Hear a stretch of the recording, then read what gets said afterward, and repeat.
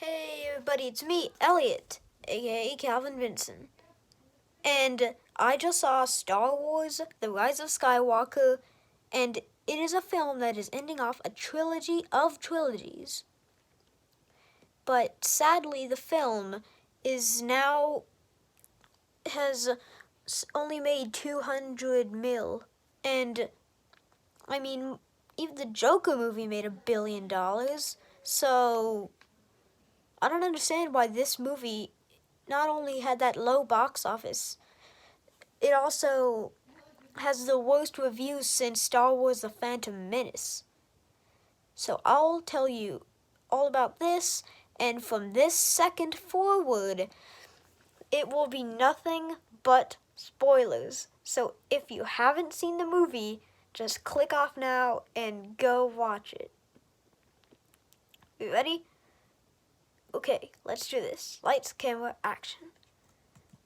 The movie, well, so one thing I liked about the film was, first, I thought it was a very good choice to have the person that always seemed wimpy in the First Order, General Hux, turning out to be a rebel spy. That was a funny and good idea for a mildly surprising twist.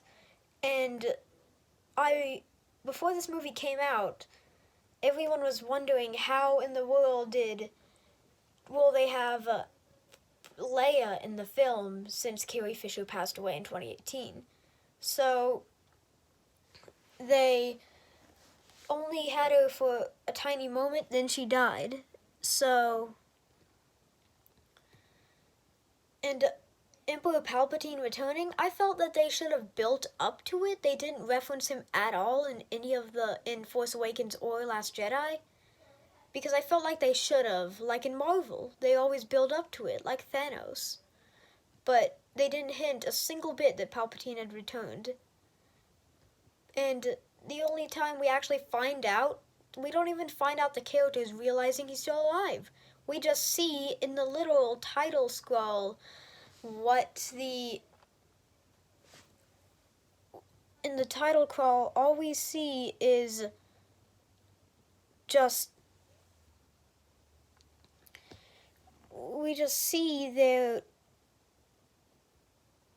we only see them. It's saying that Emperor Palpatine was back, and I felt that Rose was in it very less. Yet Maz Kanata had a mildly big role, but I felt that they should not have joked around about Chewbacca dying. That it was not a funny joke, and in the theaters, a bunch of the people there cried. But it was such a surprising twist to see, and it's basically fan service having Rey's grandfather be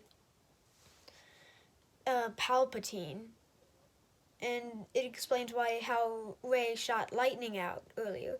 But one thing they didn't touch on was that they had to erase C-3PO's memory to get information, yet they don't really show him having some sort of important role. After that, he's barely in it. And the characters they advertise so much that are in most of the Lego sets barely are in the movie. And especially Lando. And what makes no sense at all is that they kept saying that in the film that it turns out that Snoke was actually run by Palpatine, but that makes absolutely no sense. How in the world does that work? But definitely my favorite part was that all of the dead Jedi spoke to Rey for her to rise up and defeat Palpatine. And I loved that. There was Yoda, Luke, Leia, Mace Windu, Qui, frickin' Gon Jinn. And it was purely amazing, but what I felt was very odd was showing Rey being evil, like in that D23 trailer. they barely even had that in the movie. Sounds like Captain Marvel Endgame syndrome. And most of the shots from the trailer aren't really that important in the film itself. And D8, the new robot, there's so much merchandise for that character, yet he is barely in the movie also. But what made people really kind of sad, happy feeling was seeing Maz Kanata say, "This is for you" to Chewbacca and handing him a medal, referencing how Chewbacca was the only one who didn't get a medal all the way back in the first film. And I also loved, speaking of references to the first film, which is A New Hope, the one that was made in time, and I love that all those random people from around the galaxy wanted to help the Resistance, and the first ship you see is I think it's the D-740, that same ship that Princess Leia put the plans into R2-D2 on at the beginning of the first film, which I felt was great. The battle began with that ship, the battle ends with that ship. And I felt like they really wrapped up everything, except those things I said that they should have touched on more. I mean, they could have stretched it out into 3 hours, but yet it felt much shorter. And they introduced Lando completely out of nowhere. And